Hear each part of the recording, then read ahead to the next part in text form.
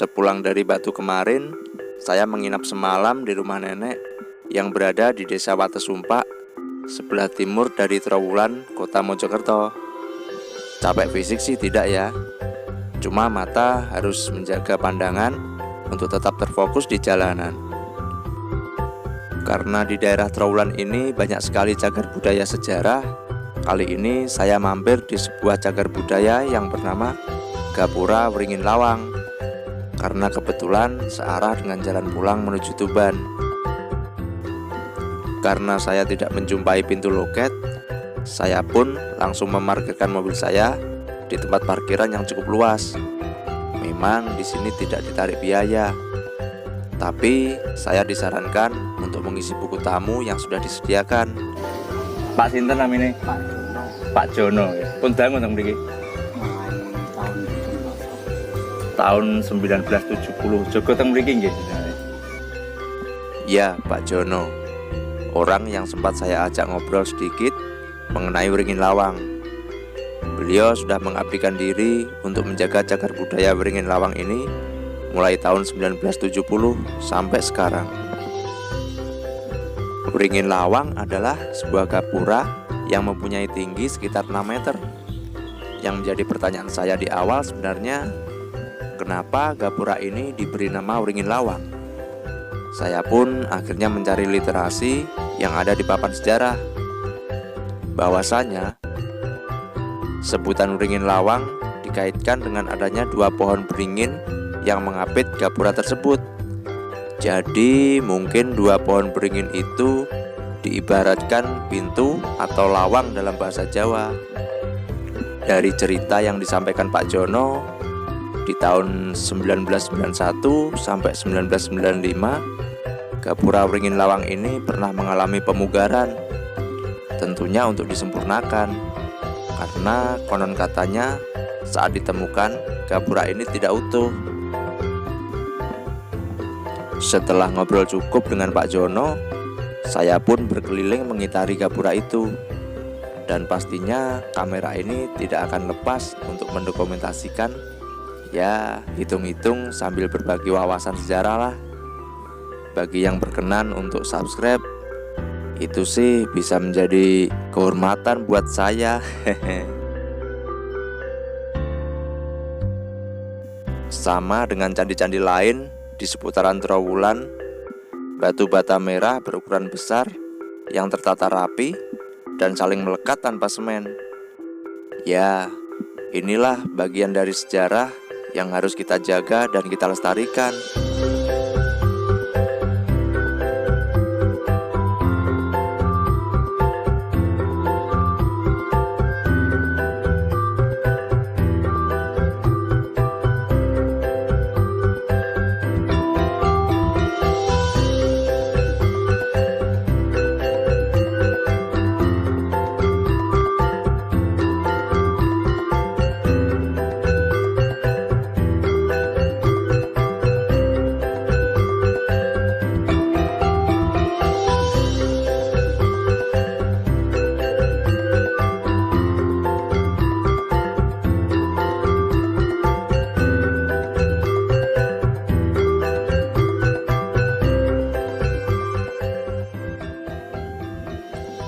Di tengah saya berkeliling, tanpa sengaja saya ketemu dengan legendanya mini trek Minion dari Surabaya.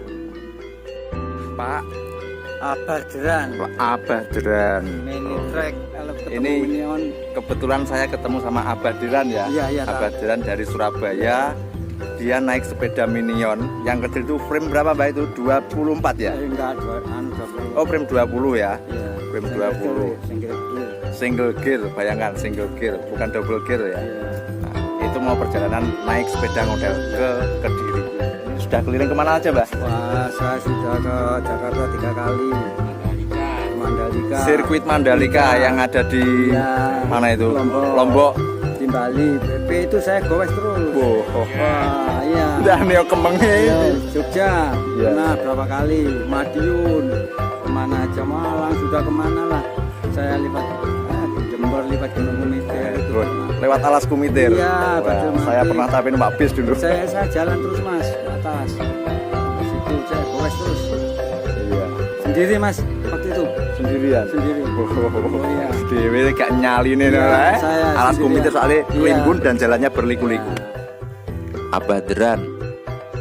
Ya, begitu beliau menyebutkan namanya dan bersalaman dengan saya. Ini trek Minion dari Surabaya. Mau acara ke Kediri. Semoga lancar acaranya di Kediri dan selamat di perjalanan. Nah, juga nggak sengaja tadi tiba-tiba datang ke sini di Beringin Lawang Gapura itu ada 3 sepeda sama temennya. Walaupun tak panjang lebar, dengan sepeda minionnya, Abah Deran ini sudah berkeliling ke berbagai kota di negara ini. Setelah bincang sedikit dengan Abah Deran, saya pun melanjutkan berkeliling di seputaran Gapuran ini. Selain sebagai tempat wisata sejarah, ternyata Beringin Lawang juga menarik untuk dijadikan tempat foto prewedding buat kamu yang mau menikah. Tentunya karena tempat ini memang nyaman dan tidak terlalu ramai pengunjung.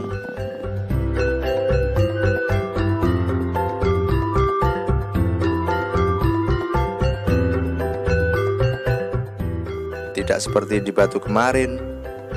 Kali ini terik matahari terasa menyengat. Itu artinya saya harus melanjutkan perjalanan lagi ke Tuban. Semoga tayangan ini bisa menjadi secuil referensi sejarah buat kalian. Selamat jalan. Tetap fokus di jalanmu, kawan.